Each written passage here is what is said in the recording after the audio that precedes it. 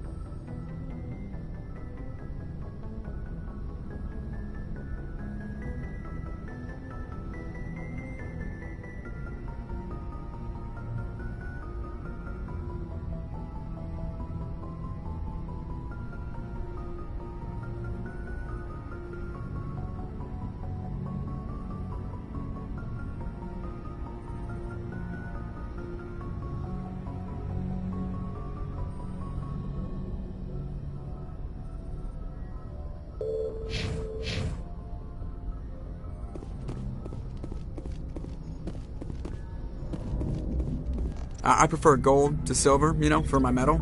I figured you'd recommend me for one since I, pulled your boots out of the fire. If we present you with a medal, you'll end up sitting on stage listening to politicians make speeches for a couple of hours. That's a good point. They'd probably make me shave, too. I spent the last 7 weeks working on this baby. No medal's worth that. So, Commander, why don't you tell me why you're really here?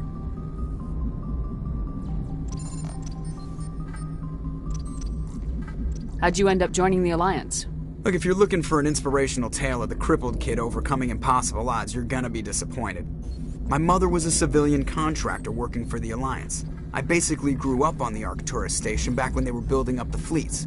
Spend all that time around Alliance ships, there's a good chance you'll end up going to the Academy. How's the Normandy performing? Is she everything they said she'd be? She's the best ship in the fleet, if you've got a pilot who knows how to handle her. Balance isn't what you'd expect. Takes a while to get used to that oversized drive core we got stuffed in the back. The Normandy's probably too much ship for your average Alliance pilot, Commander. I like to know my crew. You want me as your pilot. I'm not top of my class in flight school. I earned that. Oh, put the Normandy in my hands and I'm... Alright, see ya.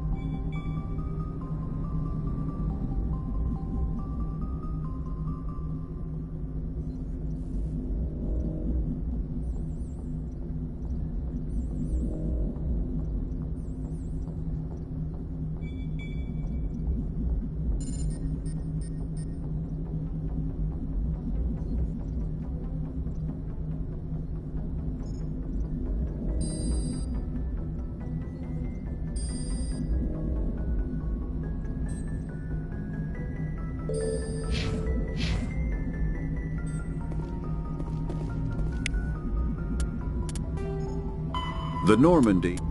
Ship mobility dominates space combat. The primary objective is to align the mass accelerator along the bow with the opposing vessel's broadside.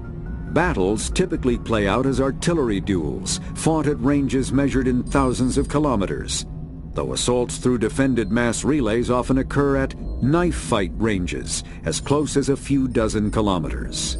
Most ship-to-ship engagements are skirmishes between patrol vessels of cruiser weight and below, with dreadnoughts and carriers only deployed in full-scale fleet actions.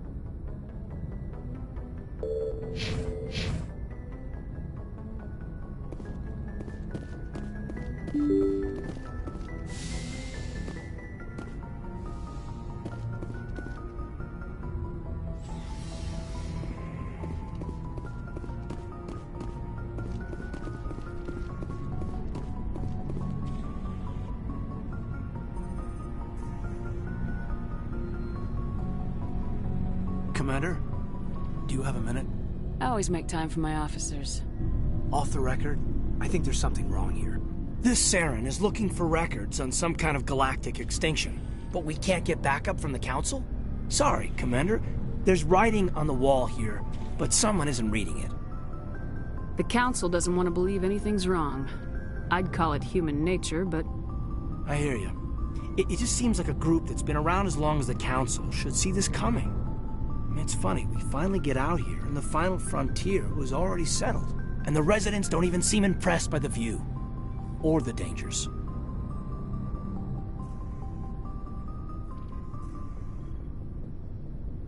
Well, well. You're a romantic. Did you sign on for the dream, Malenko? Secure a man's future in space? Yeah, I read a lot of those books when I was a kid, where the hero goes to space to prove himself worthy of a woman he loves, or, you know, for justice. Maybe I was a romantic in the beginning, but I thought about it after brain camp. Biotic acclimation and temperance training. I'm not looking for the dream. I just want to do some good. See what's out here. Sorry if I got too informal. Protocol wasn't a big focus back in Bot.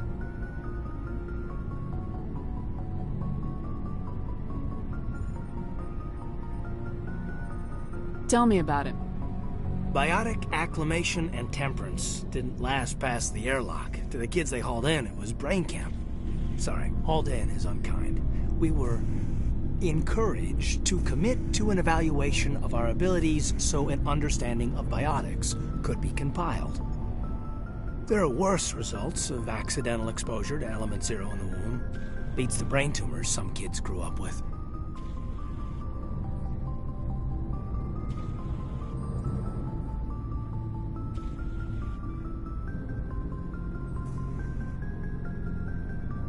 Is there some question about how you were exposed? My mother was downwind of a transport crash. It was before there were human biotics, a little after the discovery of the Martian ruins. It only gets iffy around 63 when Kinetics was running out of first-gen subjects. Until then, they'd relied on accidentals. Bunch of guys in suits show up at your door after school, and next thing you know, you're out on Jump Zero.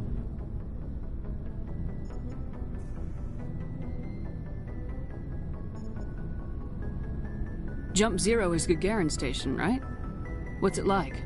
Yeah, that's the official name. Biggest and farthest facility we had for decades. Right on the termination shock, the outer edge of the solar system. It's where they did all the Goose Chase FTL research before we caught on to using mass effect fields. It was a sterile research platform when I was there.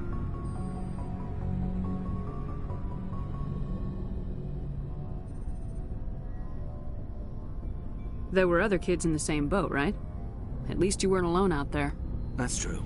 We did have a little circle that'd get together every night before lights out. We didn't have much to do, though. It was a research platform then, and Kinetics kept Jump Zero off the extranet to prevent leaks.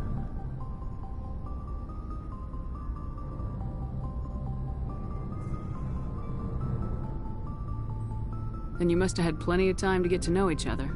Yeah, we'd sit around and bull every night after dinner, play cards or network games. There was this girl named Rana, who had a little circle grow up around her. She was from Turkey. Her family was very rich. But she was smart and charming as hell. Beautiful, but not stuck up about it. Like you, I guess. Ma'am.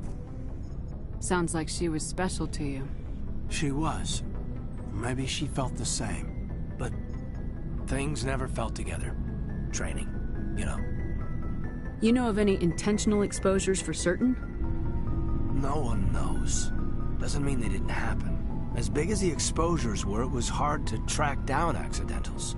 It was different then. No one knew the potential, so there wasn't a lot of regulation. Anything Kinetics did was gold. I'm not saying they intentionally detonated drives over our outposts, but in retrospect, they were damn quick on the scene. Jump Zero's a long way from home. What was it like? The grand gateway to humanity looks a lot better in the vids. Anyway, this was supposed to be a casual debrief, not a bull session about stuff that happened years ago. I pretty much gave up waiting for the good part. Bad habit, ma'am. I do tend to run off at the mouth. I will work on it for my next review. Sorry to have wasted your time, ma'am. It won't happen again.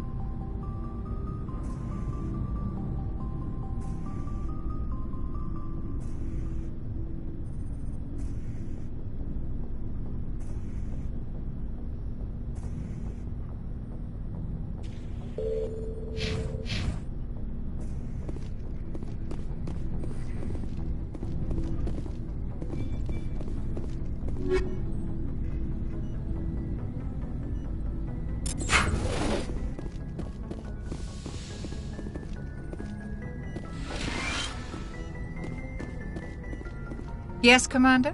Is there something you need? I should go. Goodbye, Commander.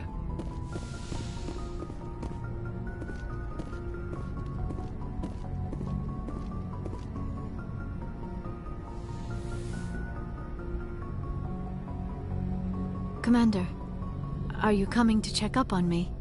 You look much better. How are you feeling? Dr. Chakwas assures me I am going to be fine. I was impressed with her knowledge of Asari physiology. You're in good hands. Dr. Chakwas knows what she's doing. I never properly thanked you for saving me from the Geth, Commander.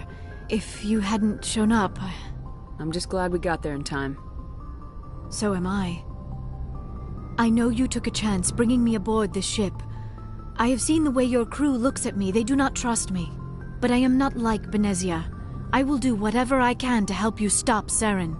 I promise. Don't worry, Liara. I trust you. I know you won't let me down. It means a lot to hear you say that, Commander. Thank you. Tell me about yourself, Liara. Me? I am afraid I am not very interesting, Commander.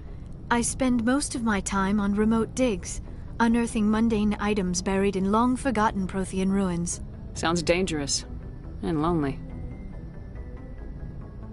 Sometimes I would run afoul of indigenous life forms or stumble across a small band of mercenaries or privateers. But I was always careful. Until the Geth followed me to Artemis Tau. I never found myself in any situation my biotics could not handle. As for the solitude, well, that is one aspect that most appealed to me. Sometimes I just need to get away from other people. You don't like other people? I suppose it comes from being a matriarch's daughter. People expected me to follow in Benezia's footsteps. They wanted me to become a leader of our people. Matriarchs guide their followers into the future. They seek the truth of what is yet to come. Maybe that's why I became so interested in the secrets of the past. It sounds so foolish when I say it out loud. It sounds like I became an archaeologist simply to spite Benezia. All children rebel against their parents. It's a natural part of growing up. Aha, you share the wisdom of the matriarch, Shepard. That is exactly what Benezia said when I told her of my decision. But there was more to it than that. I felt drawn to the past. The Protheans were these wondrous, mysterious figures. I wanted to know everything about them. That is why I find you so fascinating. You were marked by the beacon on Eden Prime. You were touched by working Prothean technology. Sounds like you want to dissect me in a lab somewhere. What? No! I did not mean to insinuate. I never meant to offend you, Shepard. I only meant that you would be an interesting specimen for an in-depth study. No, that's even worse. Calm down, Liara. I was only joking. Joking? Oh, by the goddess, how could I be so dense? You must think I am a complete and utter fool. Now you know why I prefer to spend my time in the field with data disks and computers. I always seem to say something embarrassing around other people. Please, just pretend this conversation never happened. Do you know why Benezia joined up with Saren? I don't understand it. She was always outspoken about the need for the Asari to become more involved in shaping galactic events. Maybe she thought allying herself with Saren would somehow be for the greater good in the long run. At least I hope so. This hurts you, doesn't it? None of this makes any sense to me. I have not spoken to Benezia in many years, but I know her, and this was not like her. Something changed. I'd like to know more about the Asari. We were the first species to discover the Citadel. We were instrumental in forming the Council, and we always strive to be the voice of peaceful cooperation in galactic disputes. My people believe we are all part of a single galactic community. Each species contributes something to the greater whole. Although we seek to understand other species, it seems few of them seek to understand us. The galaxy is filled with rumors and misinformation about my people. Like what? Most of the inaccuracies are centered around our mating rituals. My species is monogendered. Male and female have no real meaning for us. We still require a partner to reproduce. This second parent, however, may be of any species and any gender. I don't understand. Your species can mate with anyone? Mating is not quite the proper term, not as you understand it. Physical contact may or may not be involved, but it is not an essential element of the union. The true connection is mental. Our physiology allows us to meld with other beings. We can touch the very depths of their minds. We explore the genetic memory of their species. We share the most basic elements of their individual and racial identities. We then pass these traits on to our daughters. It is how we learn to grow as a species and how we develop a greater understanding of other races. What happens to your partner after the union? Every relationship is different. Some unions are a single encounter with both parents parting ways afterwards. Others can be more long-term. Sometimes an Asari and her partner will stay together for many decades. Do you know who Matriarch Benezia chose as her partner? She rarely spoke of her partner. Though I know my father, if you want to use that term, was another Asari. I thought you always needed another species to serve as one of the parents. Think about it, Shepard. If we were not able to mate with our own species, we would have died out long before we ever mastered spaceflight and left our homeworld. Union with our own kind is no longer common, not for the purposes of reproduction. Most Asari believe it weakens our species. Asari daughters inherit racial traits from the father species.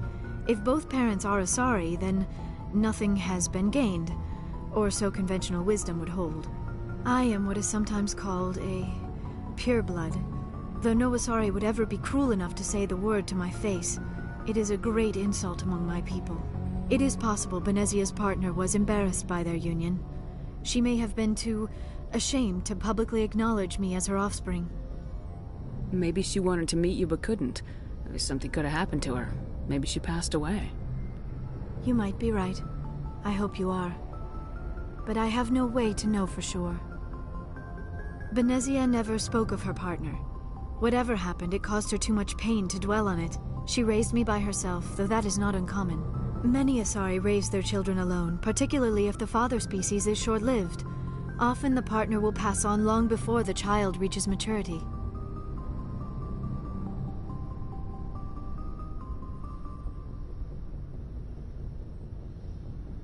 You Asari live for 1,000 years. What happens when your partner dies? Few sapient species live as long as my kind. We have learned to take a philosophical approach to our unions. We do not focus on the inevitable loss of our partners. Instead, we enjoy the time we spend with them. And even after they're gone, a part of them lives on in us. The union is a connection that transcends both time and space. I should go. Goodbye, Shepard.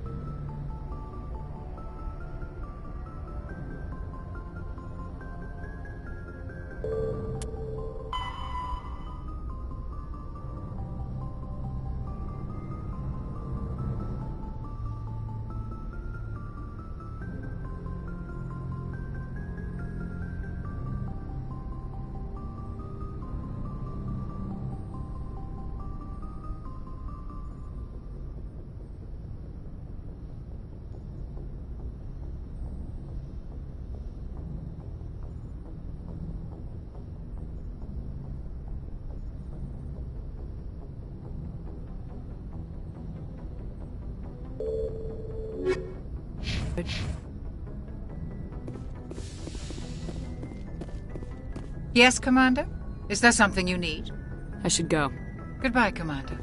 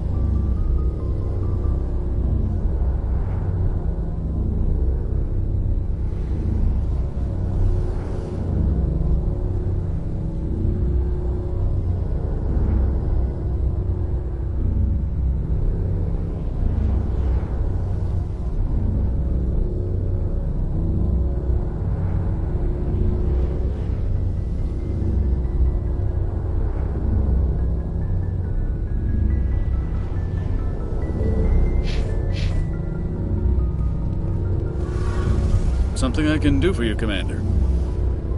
Carry on, Adams. Aye, aye, Commander.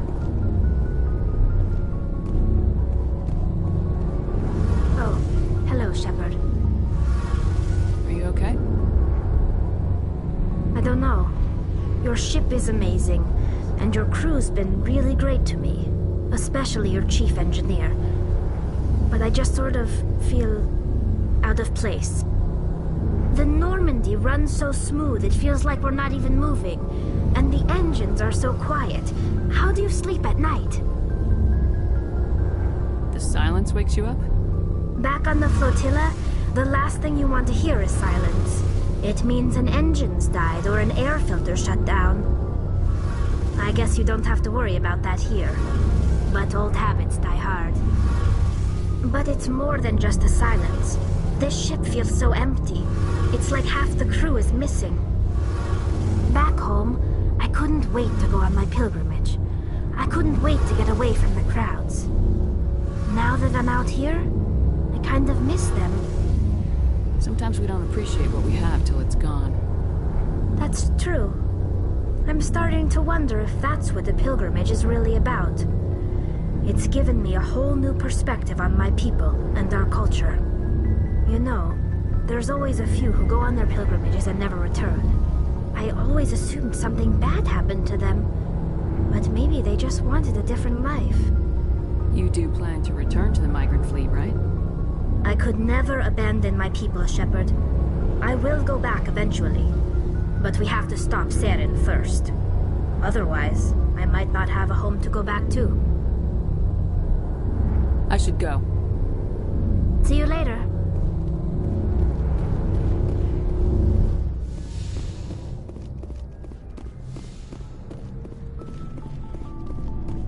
Looking for supplies? What are licenses? Manufacture. Many of the best licenses are hard to get, but they're well... Let's see what you got. You bet, Commander.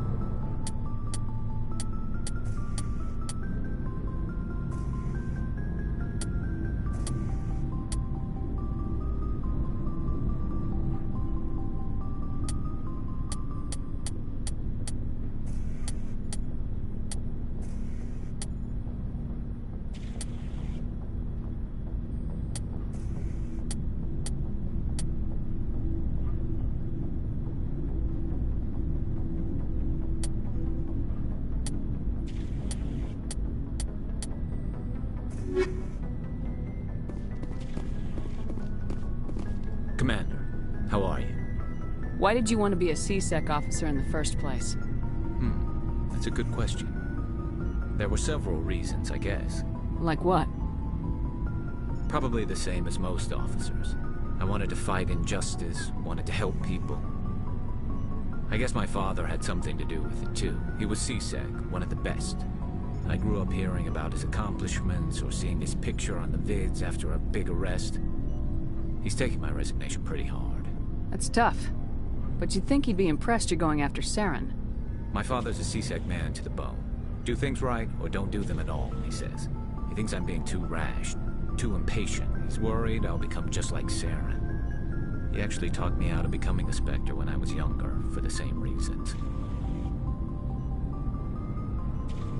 You were asked to be a Spectre. Well, I was targeted as a possible Spectre candidate. Me and about 1,000 other Turian military recruits. I could have received special training, but my father didn't like it. He despises the Spectres. He hates the idea of someone having unlimited power with no accountability. He wouldn't like you, Commander. No offense.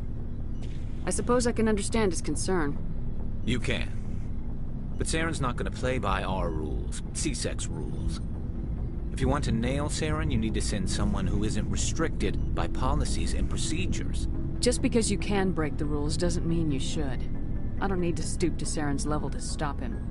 And neither do you, Garrus. I see what you mean, but I'll think about it. Thanks, Commander.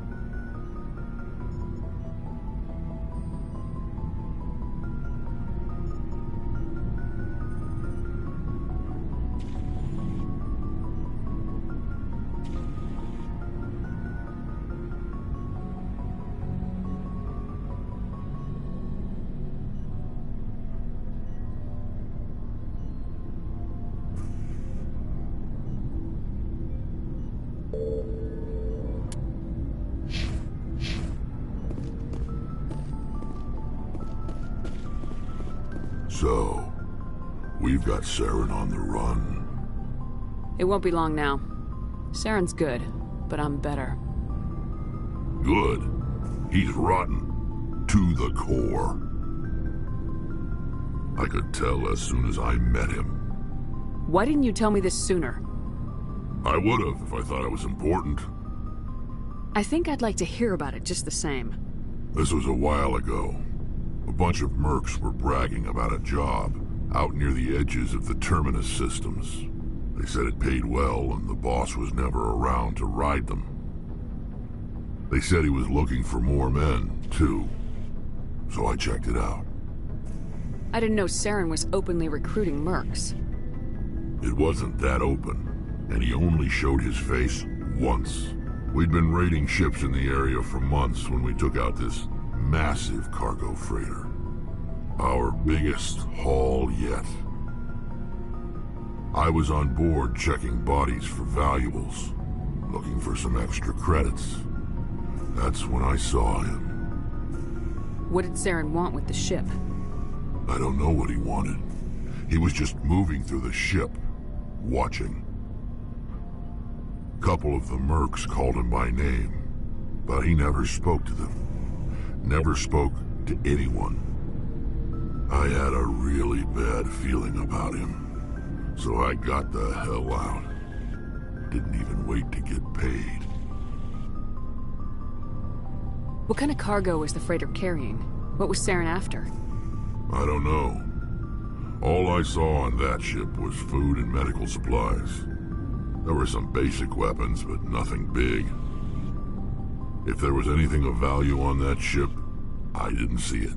That's why I didn't mention it sooner. Whose ship was it? There was a Volus trading vessel. Big one. Lots of guards. But they were no match for us. That's the only time you saw him?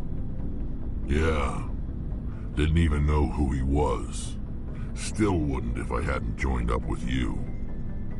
But my instincts were right. Every other merc on that mission turned up dead within a week. Every damn one. Are your people real? We're too spread out. None of...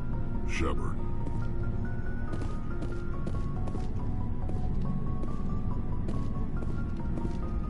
Commander?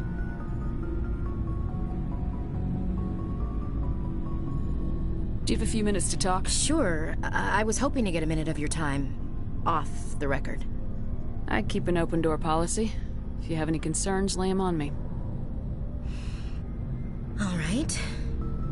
I know things are different aboard the Normandy, but I'm concerned about the aliens, Vicarian and Rex. With all due respect, Commander, should they have full access to the ship? They may not serve the Alliance, Chief, but they're allies. At least as far as Saren goes. This is the most advanced ship in the Alliance Navy. I don't think we should give them free rein to poke around the vital systems. Engines, sensors, weapons. You don't trust the Alliance's allies? I'm not sure I'd call the Council races allies. We, humanity, have to learn to rely on ourselves. Standing up for ourselves doesn't mean standing alone. I don't think we should turn down allies. I just think we shouldn't bet everything on them staying allies. As noble as the Council members seem now, if their backs are against the wall, they'll abandon us.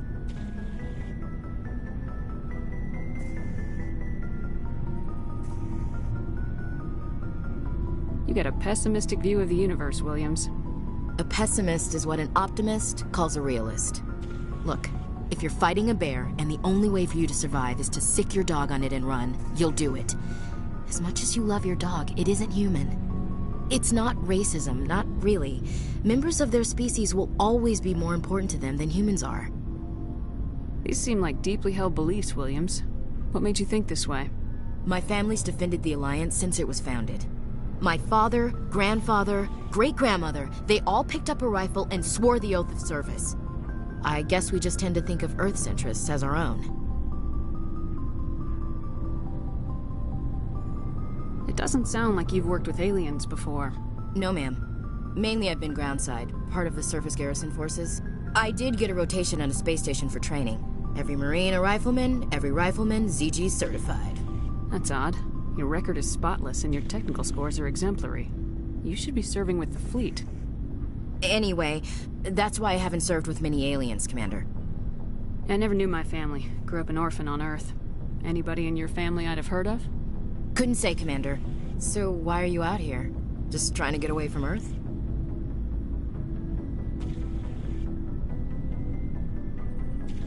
Mainly I wanted to serve. Protect the Alliance, save lives, you know? Glad to hear it. I'd hate to think you were out here for a free college education. Alright, I can see where your concerns are coming from, Williams. But this is a multilateral mission. You're gonna have to work with aliens, like it or not. It won't be a problem, Commander. You say jump, I say how high. You tell me to kiss a Turian, I'll ask which cheek. I don't think kissing Turians will be necessary. You never know, Commander. What's your opinion of the last mission? Not sure I buy Dr. Tassoni's story about her and her mom not talking. They're family, right? I think she's being straight with us. Or at least I don't think she lies very often. Yeah, she's probably really bad at it. Hey, want me to ask her about her sex life? Might be illuminating.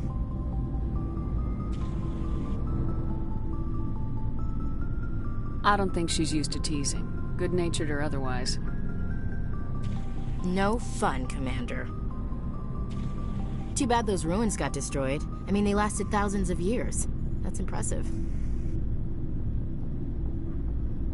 Dismissed, Chief. Ma'am.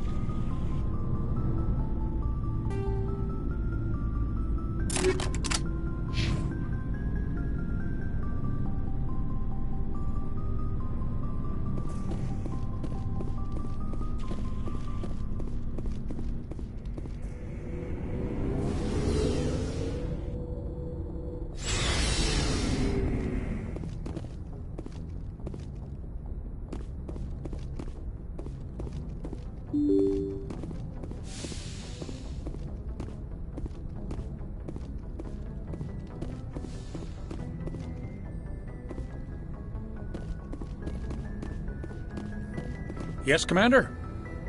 Carry on, Presley. Yes, ma'am.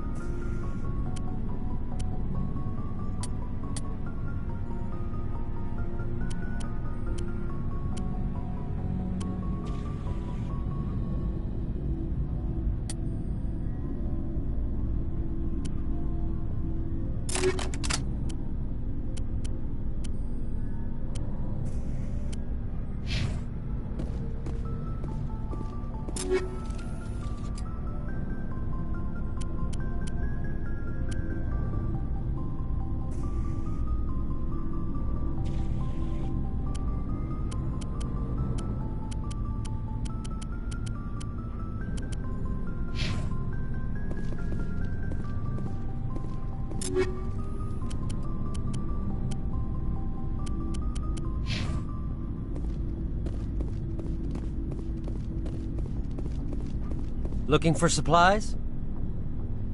Let's see what you got. You bet, Commander.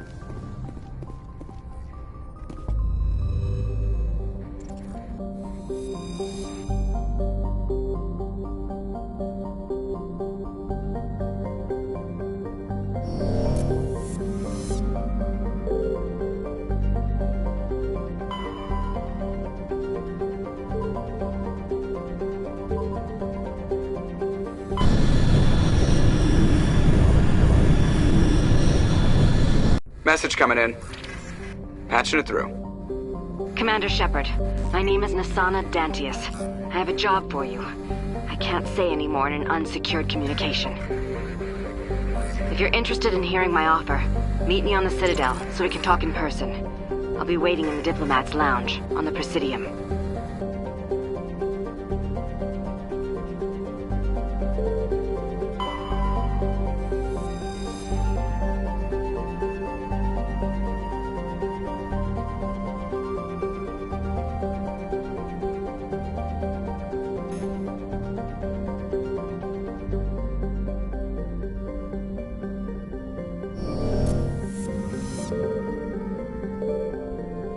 Commander, I'm picking up a signal from the planet's surface. It looks like an automated distress beacon.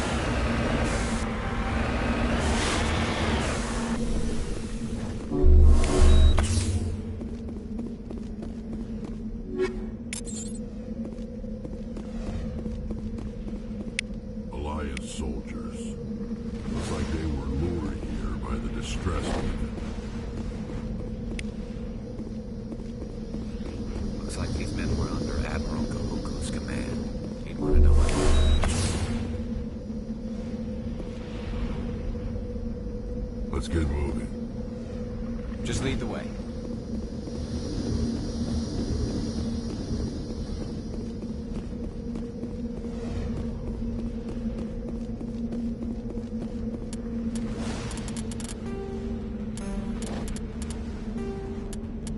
Thresher moths are subterranean carnivores that spend their entire lives eating or searching for something to eat.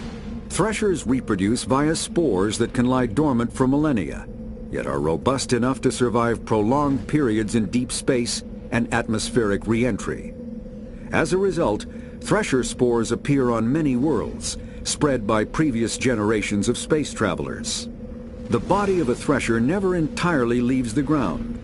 Only the head and tentacles erupt from the Earth to attack. In addition to...